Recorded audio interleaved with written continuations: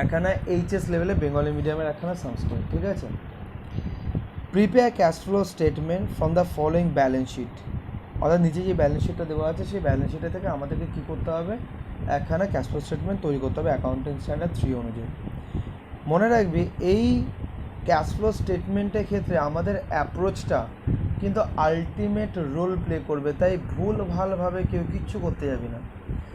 আমাদের অ্যাপ্রোচটা হবে এক্স্যাক্টলি যেরকম আমরা পার্টনারশিপে করেছিলাম সেরকমই, অর্থাৎ এইভাবে ইউ শেপ, বুঝতে পারলি। ওপর থেকে নাবি, যে রিলেটেড অ্যাডজাস্টমেন্টস আছে সেই অ্যাডজাস্টমেন্টসগুলো করে করে করে করে তারপর ওপরের দিকে উঠবি, দেখবি পুরো কন্ট্রোলড ওয়েতে সমস্ত কিছু ইন টাইমের মধ্যে তুই করে ফেলতে পারবি, আর কোনো কিছু হাত থেকে বেরিয়েও যাবে না, ঠিক আছে।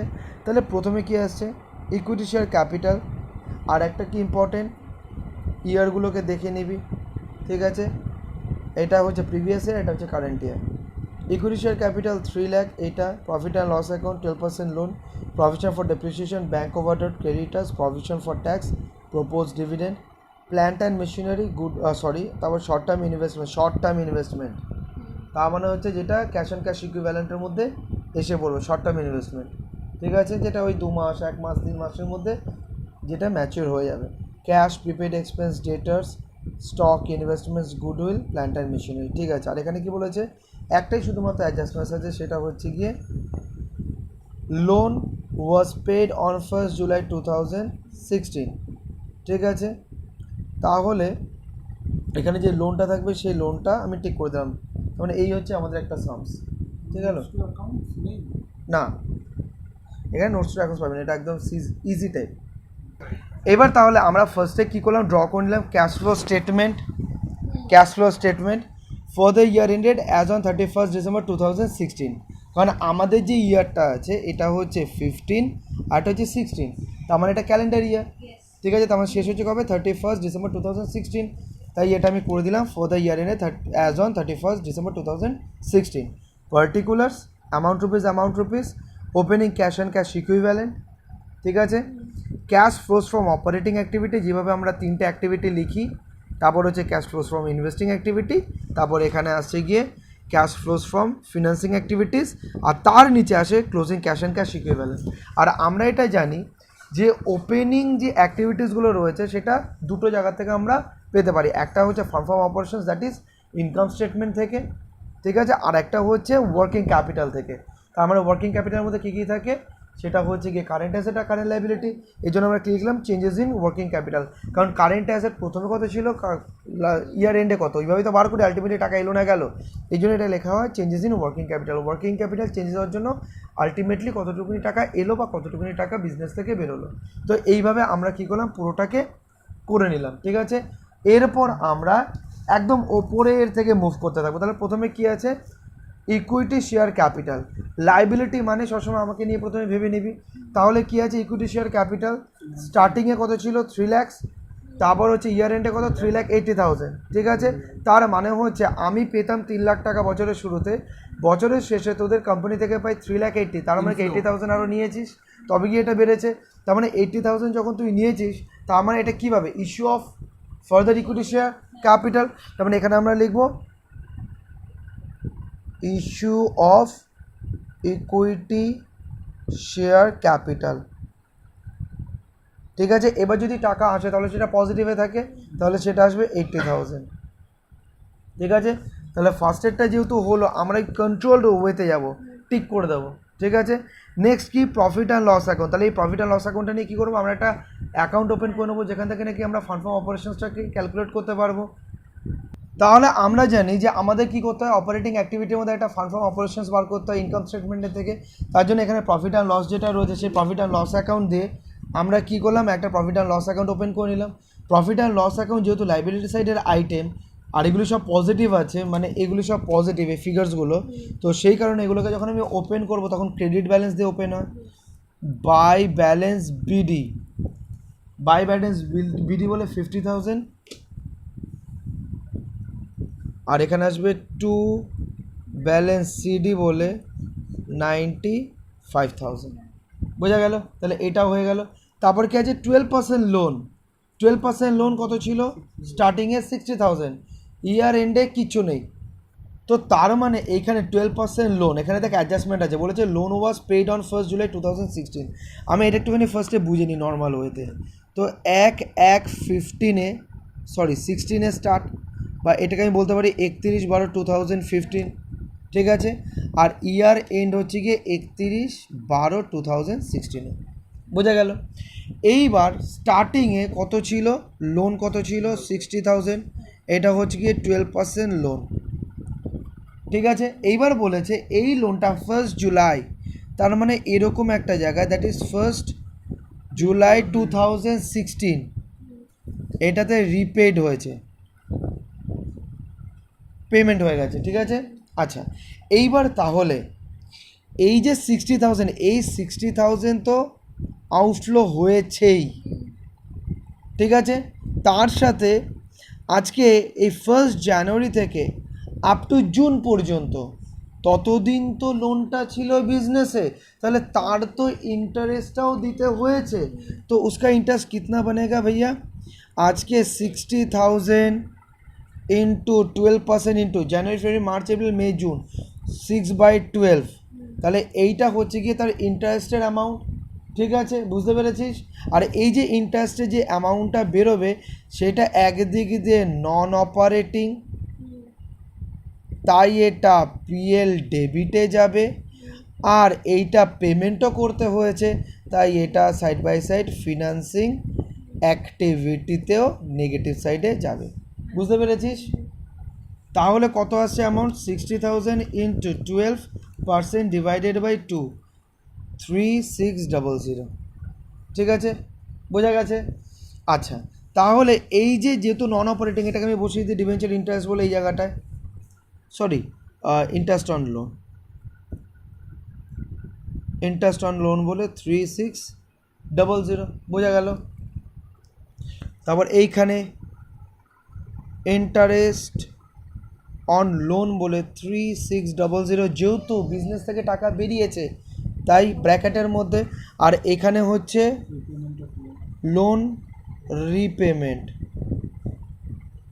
তাহলে সেটার অ্যামাউন্ট আসবে 60,000, টাকাটা বেরিয়ে গেল, কোনো রকম অসুবিধা আছে?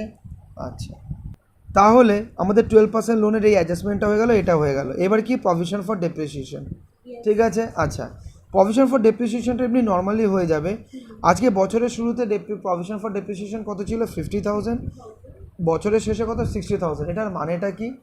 এটার মানেটা হচ্ছে যে প্রভিশন ফর ডেপ্রিসিয়েশন কথাটার মানে হলো যে যখন নাকি মেশিনারিটা খারাপ হয়ে যাবে সেই মেশিনারিটাকে রিপ্লেস করতে হবে, তো রিপ্লেস করতে গেলে ফান্ড দরকার। তো প্রত্যেক বছর প্রফিট অ্যান্ড লস অ্যাকাউন্ট থেকে প্রফিটটা এনে সেই ফান্ডটা তৈরি করিস যাতে নাকি ওই অ্যাসেটটা খারাপ হয়ে গেলে রিপ্লেস করতে পারিস। তাহলে আজকে প্রভিশন ফর ডেপ্রিসিয়েশন বছরের শুরুতে কত ছিল? 50,000, বছরের শেষে কত? 60,000। তার মানে ডিউরিং দ্য ইয়ারে আরও তুই প্রফিট অ্যান্ড লস অ্যাকাউন্ট থেকে 10,000 নিয়ে এসছিস। আর একটা জিনিস মাথায় রাখবি, আজকে যে কোনো ধরনের ফান্ড, যেরকম ধর প্রভিশন বা রিজার্ভ, এই ধরনের জিনিসগুলো সবসময় আমরা প্রফিট অ্যান্ড লস অ্যাকাউন্ট বা পিএল অ্যাপ থেকে তৈরি করি। কথাটা বুঝতে পেরেছিস? তাহলে এই যে ফান্ডটা বেড়েছে 10,000 দিয়ে, সেটা obviously profit and loss account থেকেই বেড়েছে। কথাটা বুঝতে পারলি? এখানে যদি জেনারেল রিজার্ভও থাকতো, জেনারেল রিজার্ভ যদি 50 থেকে 60 হতো, তার মানে হচ্ছে কি জেনারেল রিজার্ভও যে 10,000 দিয়ে বেড়েছে সেটা প্রফিট অ্যান্ড লস অ্যাকাউন্ট থেকেই বেড়েছে। তো তার মানে এই যে 10,000 দিয়ে যেটা বেরিয়েছে সেই 10,000টা আমরা কোথায় লিখে দেবো? এটাকে আমরা প্রফিট অ্যান্ড লস অ্যাকাউন্টে ডেবিট সাইডে লিখে দেবো, ঠিক আছে। তাহলে এখানটা লিখে দেবো প্রভিশন ফর ডেপ্রিসিয়েশন 10,000, ঠিক আছে। তাহলে প্রভিশন ফর ডেপ্রিসিয়েশনটা হয়ে গেল ব্যাঙ্ক ওভারড্রাফট, মানে সেই আবার আমি পেতাম কত? 40,000 টাকা, বছরের শেষে পাই কত? 30,000, তার মানে 10,000 পেমেন্ট করছিস তবে গিয়ে এটা কমে গেছে। আজকে যদি 10,000 পেমেন্ট করিস তাহলে অটোমেটিক্যালি বিজনেস থেকে টাকা বেরিয়েছে, ব্যাস সিম্পল। আচ্ছা, এবার এই যে রিপেমেন্ট অফ ব্যাঙ্ক ওভারড্রাফট, এইটা কোথায় আসবে? কোন অ্যাক্টিভিটি? এটা আসবে ফিনান্সিং অ্যাক্টিভিটি। কেন? কারণ ফিনান্সিং অ্যাক্টিভিটি বলতে বোঝায় বিজনেসটা করতে গেলে যেখান থেকে আমরা টাকাগুলোকে নিয়ে আসতে পারি। তো আজকে ব্যাঙ্ক ওভারড্রাফট কথাটার মানে কি? যে বিজনেস করতে গিয়ে কোনো একটা পার্টিকে পেমেন্ট করার ব্যাপার ছিল, তার অ্যাকাউন্টে অত টাকা ছিল না, সে কী করেছে? ব্যাংকের থেকে এক্সট্রা তুলে ফেলেছে। তো তার মানে কি আজকে বিজনেসটা করার জন্য ব্যাংক এই টাকাটা দিয়েছে, তার মানে এইটা হচ্ছে কোন নেচারের? Financing activity. এই জন্যই আমরা এখানে লিখবো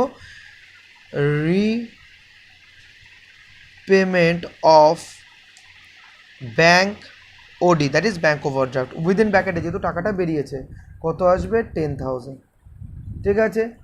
এবার কি আছে দেখি, এবার হচ্ছে গিয়ে ব্যাঙ্ক ওডি হয়ে গেলো ক্রেডিটার। ক্রেডিটার হচ্ছে গিয়ে কিসের item, operating activity changes in working ক্যাপিটালের মধ্যে আসবে।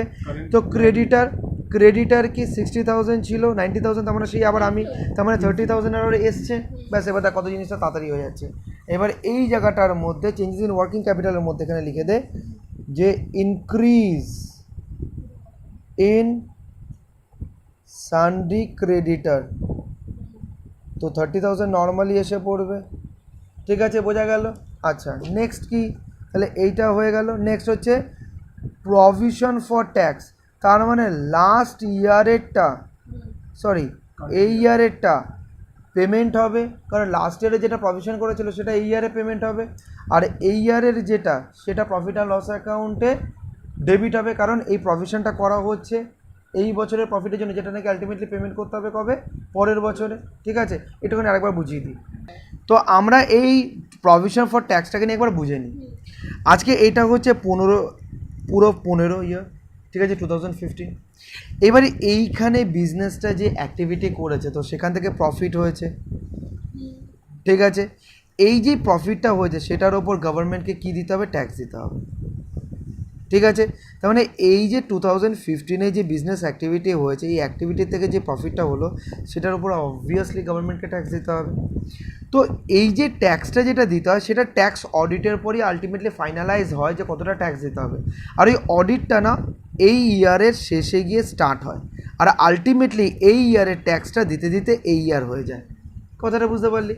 এইবার যে অ্যাকাউন্টেন্ট সে যখন ফাইনাল অ্যাকাউন্টটা তৈরি করে সে তো জানে যে আমার বিজনেসে এতটা প্রফিট হয়েছে তো সেটার উপর আমাকে ট্যাক্স দিতেই হবে, কিন্তু যেহেতু ট্যাক্স অডিট হয় না তো সেই হিসাবে অ্যাকচুয়াল ট্যাক্সের অ্যামাউন্টটা কত সে কিন্তু তখন জানতে পারে না। তাই অ্যাকাউন্টেন্ট কী করে, এই সময় যখন ফাইনাল অ্যাকাউন্টটা তৈরি করে না, সেই ফাইনাল অ্যাকাউন্ট তৈরি করার সময় একখানা ধরে নেয় যে মোটামুটি ট্যাক্সের অ্যামাউন্ট এতটা হতে পারে, তার জন্যই এটাকে বলা হয় প্রভিশন। মানে একটা ফান্ডে টাকাটাকে সরিয়ে রেখে দেয়, সেটাকে প্রভিশন বলে। যখন অ্যাকচুয়াল ট্যাক্সটা ডিটারমাইন্ড হবে সেটা ওই প্রভিশনের থেকে বেশি কম বা সেমও হতে পারে। তো তার মানে সেই অনুযায়ী এই জায়গাটায় কিন্তু একটা প্রভিশনস করে নেওয়া হয়। আর এই প্রভিশনসটা কীভাবে তৈরি করা হয়, অবভিয়াসলি প্রফিট অ্যান্ড লস অ্যাকাউন্টের ডেবিট সাইড থেকে এটাকে তৈরি করা হয় ফান্ডটাকে নিয়ে। তো তার মানে এই ইয়ারে 2015-এ যে প্রফিট হলো সেটার উপর যে ট্যাক্স দিতে হবে সেটা 2015-এর প্রফিট অ্যান্ড লস অ্যাকাউন্ট থেকে প্রভিশনটা ক্রিয়েট করা হয়, কিন্তু আলটিমেটলি পেমেন্টটা হয় কবে, তার নেক্সট ইয়ারে। কথাটা বুঝতে পারলি? ঠিক একই সিচুয়েশন এই 2016-এর ক্ষেত্রে হয়, আর এইটাই হচ্ছে আমার অ্যাকাউন্টিং পিরিয়ড, এটার জন্য আমি ক্যাশ ফ্লো স্টেটমেন্টটা করছি। তাহলে এই ইয়ারের যে প্রফিটটা হবে সেই প্রফিটের জন্য প্রভিশনটা আমি এই ইয়ারে করব, কিন্তু সেইটার অ্যাকচুয়াল ট্যাক্সটা আমাকে পেটা পরের বছরে করতে হবে, ঠিক আছে। তার মানে আমি যদি শুধুমাত্র চোখটা এই বছরে রাখি তাহলে আমরা এটা দেখতে পাচ্ছি যে আগের বছরের ট্যাক্সটা অ্যাকচুয়ালি এই বছরে পেমেন্ট হচ্ছে, আর এই বছরের প্রফিটের ওপর যে ট্যাক্সটা আমায় দিতে হবে সেটার জন্য আমরা কি করছি, একটা প্রভিশন ক্রিয়েট করছি এই বছরের প্রফিট অ্যান্ড লস অ্যাকাউন্ট থেকে। তার মানে 2016-এ আমি কি করব, যেহেতু 2016-এর আমি ক্যাশ ফ্লো স্টেটমেন্ট করছি, আগের বছরটা আমি পেমেন্ট দেখাবো, আর এই 2016-এরটা আমি প্রফিট অ্যান্ড লস অ্যাকাউন্টে ডেবিট সাইডে প্রভিশন ফর ট্যাক্স হিসেবে ট্রিটমেন্ট করে দেবো। বুঝতে পেরেছিস? তাই আমরা এখানে টু প্রভিশন ফর ট্যাক্স বলে কারেন্ট ইয়ারের ফিগারটা লিখে দেবো, যেটা হচ্ছে 20,000, ঠিক আছে। আর অপারেটিং অ্যাক্টিভিটিতে নিচে ট্যাক্স পেড বলে আগের বছরের ফিগারটা লিখে দেবো, দ্যাট ইজ 15,000। আর মাথায় রাখবি, কারণ এই ধরনের ভুল হতে পারে, লিখে তো দিলি কিন্তু সেটা ব্র্যাকেটে রাখা না রাখা এইদিকেও কিন্তু খেয়াল রাখতে হবে, আর সেই ব্র্যাকেটে রাখা না রাখাটা হচ্ছে ইনফ্লো আউটফ্লোর ওপর বেস করে হয়। তো যখন তুই টাকাটা পেমেন্ট করবি অবভিয়াসলি বিজনেস থেকে টাকা বেরোবে, আর এখানে কিন্তু ব্র্যাকেট যদি একটা না দিস ব্যাস অঙ্ক সমস্ত কিছু ঠিক করে কিন্তু ভুল হয়ে যাবে, আর ম্যাচ করবে না, ঠিক আছে। এইবার নেক্সট কি, প্রভিশন ফর ট্যাক্সটা হয়ে গেল, এবার হচ্ছে প্রপোজ ডিভিডেন্ড।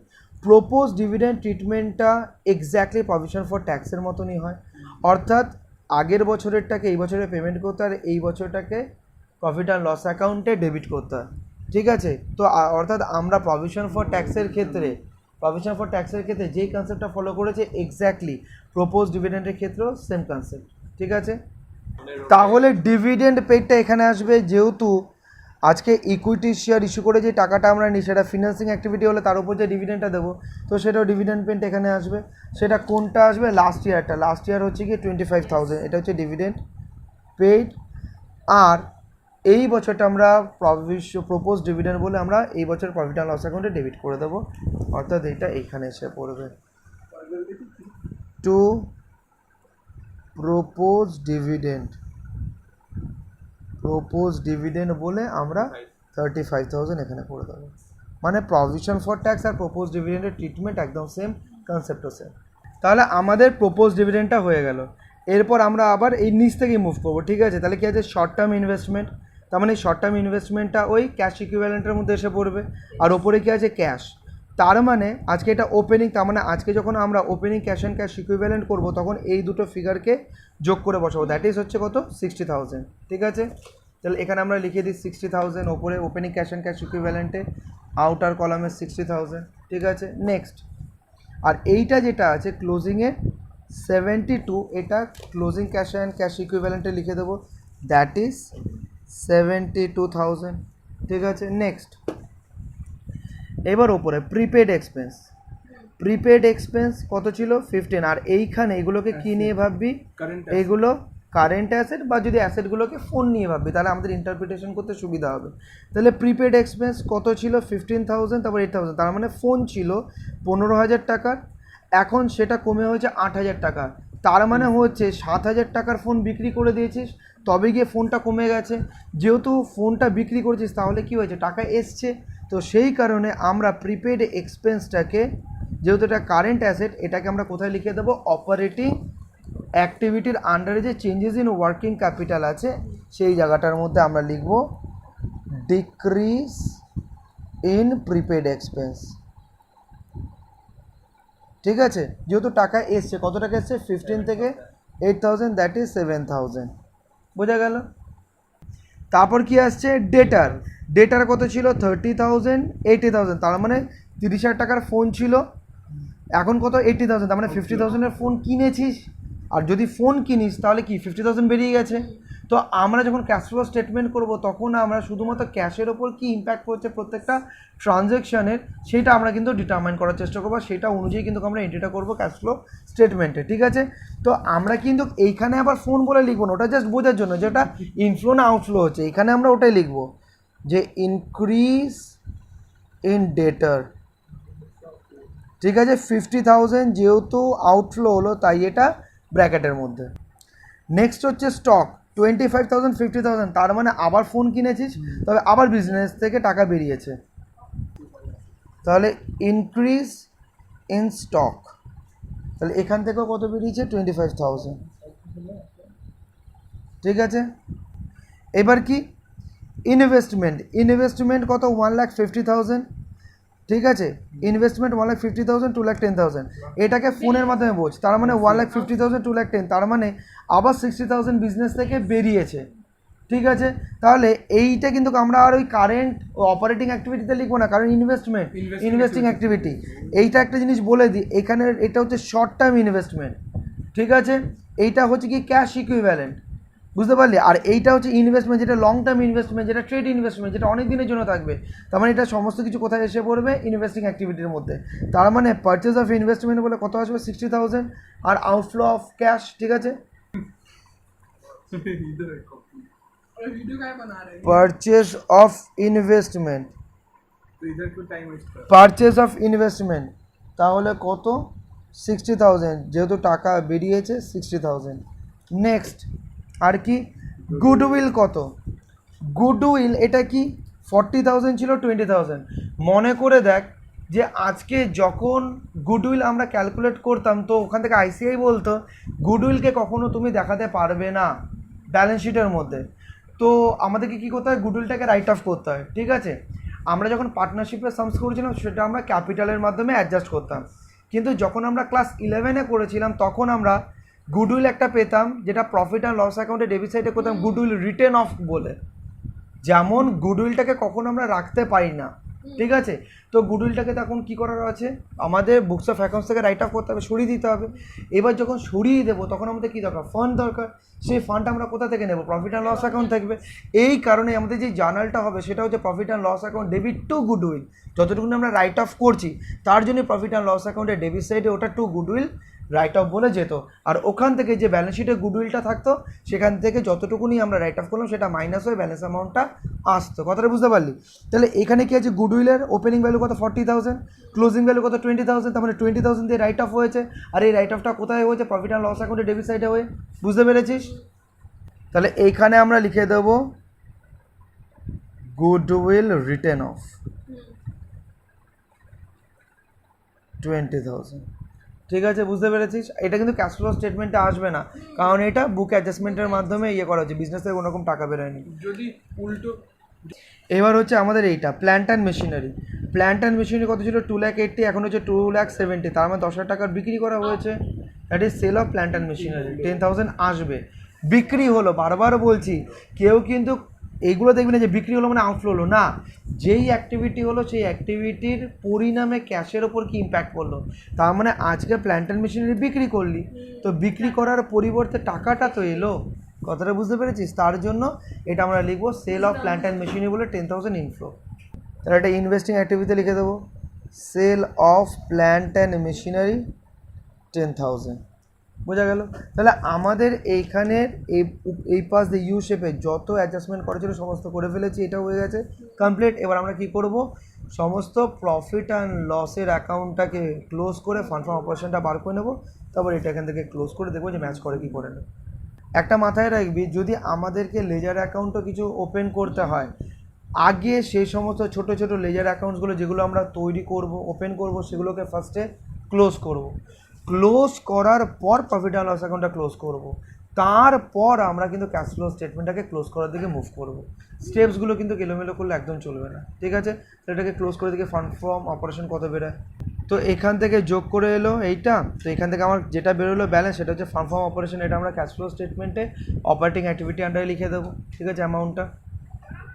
এবার আমরা কি করলাম, ফান্ড ফ্রম অপারেশন অ্যামাউন্টটা লিখে দিলাম, লিখলাম। তারপর কি করলাম, এখানে যতগুলো আছে অপারেটিং অ্যাক্টিভিটির আন্ডারে সেগুলো প্লাস মাইনাস করে এই নেট ফিগারটা এখানে লিখলাম। ঠিক একইভাবে cash flow from investing activity যেগুলো রয়েছে সেটা ইন নেটে 50,000 নেগেটিভে লিখলাম। ঠিক একইভাবে cash flow from financing activity যতগুলো ছিল সেটা এর নেটে দেখলাম নেগেটিভে বেরোলো 18,600। তারপর আমরা কি করব, এই যে যেটা ওপেনিং ছিল দ্যাট ইজ 60,000, সেটার সাথে এটাকে যোগ করলাম, অ্যাড করলাম, করে এটাকে মাইনাস করলাম, এটাকে মাইনাস করলাম, মাইনাস করার পর আমাদের এই অ্যামাউন্টে বেরোলো দ্যাট ইজ 72,000। ঠিক আছে, ম্যাক্সড। এইবার আমরা যখন শেষ করবো এখানে না ক্লোজ করে দেবে ডবল লাইন দিয়ে, ডবল আন্ডারলাইনের মাধ্যমে এই সামসটা ক্লোজ হয়ে গেল। ঠিক আছে।